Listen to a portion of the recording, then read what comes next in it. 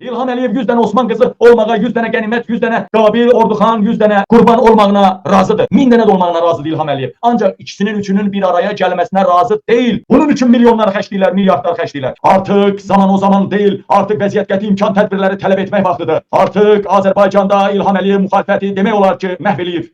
Dərhal hərəkətə keçmək lazımdır. Kimsə məni söyüb, kimsə onu söyüb, kimsə bunu söyüb, mən kimsə söymüşəm. Belə şeylər qırağa qoyulmalıdır. Bütün Avropadakı, Amerikadakı müxalifət, fəallar, jurnalistlər hamı birləşməlidir. Gərək erməninin İngilisin yumruğu altında mı bir yerə yığışasınız? Diktaturanın son amansız represiya dalğasını gördünüz və görməkdəsiniz. Əli Kərimlinin son video müraciətində Qərb ölkələrində mühacirətdə olan jurnalistlər və siyasi blogerlərin rejimi çox narahat etdiyini xüsusi vurğulamışdır. Hərə bir tərəfə çəkilib danışır, amma 2-3 nəfər bir araya gələ bilmir. Diktatoru tək narahat edən birlikdir. Güc birlikdədir. Diktator və yandaşları hərəyə bir xəyanət damğası vurub, hamı bir-birinə satqın, xain, təhlükə mənbəyi kimi baxır. Diqqət, təklif edirəm. Bütövlükdə Qərb ölkələrində olan müxalifət təcili birləşsin. Buraya siyasi xadimlər, jurnalistlər, blogerlər və başqaları aid edilə bilər. Kim kimi diktatura agenti hesab edirsə, qoy agent kimi bu birlikdə yer alıb rejimə zərbə indirsin. Birlikdə yer alıb sonra ara qarışdırmaq istəyən kim olarsa dərhal səs verməklə bayıra atıb onun haqqında yaşadığı ölkənin miqrasiya xidməti və prokurorluğa məlumat vermək problem deyil. Təcili, heç durmadan birləşmək lazımdır. Əgər birləşməsək, hamımızı məhv edəcəklər. Gəlin birləşək. Birləşməyimizin əsas 3 səbəbi var. 1.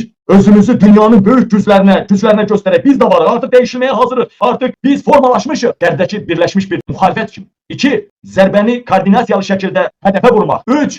Xalqda böyük ruh yüksəkliyi yaratmaq. 4. Birimizin başına bir şey gələrsə, hamımız bir olub, qüvvələri birləşdirib, yaşadığımız ölkələrdə fəryad eləmək. Birlikdən doğacaq bizim azadlıq günəşi. Gəliri qeyri-sabit olan vətəndaşlar, xalq dilində desək işsizlər, dövlətə illik 192 manat vergi ödəməlidir. Faktiki olaraq gəlirsiz olan şəxslərdən məcburi ödənişin tələb olunması əhalinin yükünü daha da artıracaq. Tolstoy buna görə deyir ki, quldarlıqdan sonra qurulan sistem quldarlıqdan daha əzicidir. Heç olmasa quldarlıq dövründə insanların qalmağı yeri, xəstələnəndə həkimi, paltar, yemək və digər ibtidai ehtiyaclarını ödəyəcək həddə təminatı olurdu. İndiki dövrdə isə insanların nə evi var, nə əyminə geyəcək düzəməlli paltarı, zəif qidalanmada xalqın dişləri çürüyüb, hamı protezlə gəzir.